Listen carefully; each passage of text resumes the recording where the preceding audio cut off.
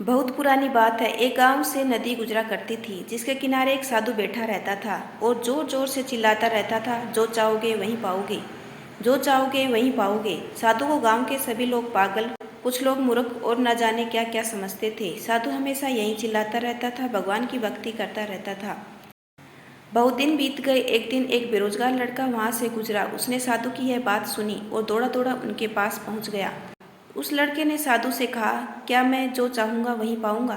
साधु ने मुस्कुराते हुए कहा, हाँ बेटा, जो तुम चाहोगे वहीं तुम पाओगे। लड़के ने फिर एक बार कहा, क्या आप सच कह रहे हैं? क्या सच में जो मैं चाहूँगा वहीं मैं पाऊँगा? साधु ने कहा, हाँ, जो तुम चाहोगे वहीं पाओगे। लड़के ने कहा, क्या मैं सोने चांदी का बहुत बड़ा व्यापारी बन जाऊँगा?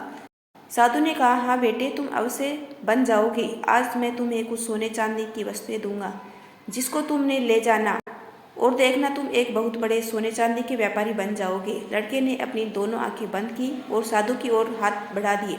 साधु ने एक हाथ लड़के का पकड़ा और कहा, यह लो बेटा, यह सोना है, इसे समय कहते हैं। तुम कभी भी इसका हाथ से मत जाने देना। इसका एक एक पल अपने लक्ष्य प्राप्त करने के लिए उपयोग करना। तुम एक दिन जरूर बहुत बड़े व्यापारी बन जाओगे। लड़के ने कहा, और बाबा चांदी? साधु ने लड़के के दूसरे हाथ को पकड़कर कहा, यह लो, यह चांदी है, इसे धैर्य कहते हैं।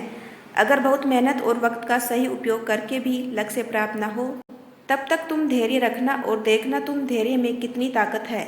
अगर तुम यह सोना चांदी हमेशा अपने पास रखोगे तो दुनिया की कोई ताकत तुम्हें बड़ा व्यापारी बनने से नहीं रोक पाएगी। उस लड़के ने साधु की बात को अपने मस्तिष्क में बहुत अच्छे से बैठा लिया और कभी भी अपने वक्त का न दुरुपयोग किया, न कभी उसको हाथ से जाने दिया। वह अपने लक्ष्य को पाने के लिए निरंतर ही प्रयास करता रहा और जब वह हार जाता तो वह धैर्य का सहारा लेता और फिर दोबारा कोशिश करता। देखते ही देखते वह बहुत कम समय में उस लड़के के अंदर व्यापार करने के वह गुण आ गए जो अभी तक किसी में नहीं थे। उसने बहुत छोटे से काम से शुरुआत की और अपने व्यापार को बड़े स्तर पर ले गया।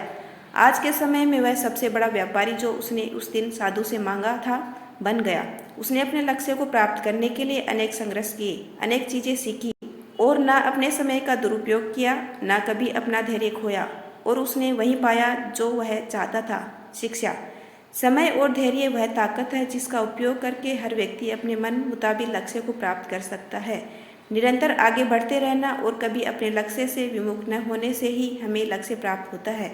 यदि आपको मेरा छोटा सा प्रयास अच्छा लगा हो तो चैनल को लाइक, शेयर एंड सब्सक्राइब कीजिए। आपका अपना कीमती समय देने के लिए दिल से धन्यवाद।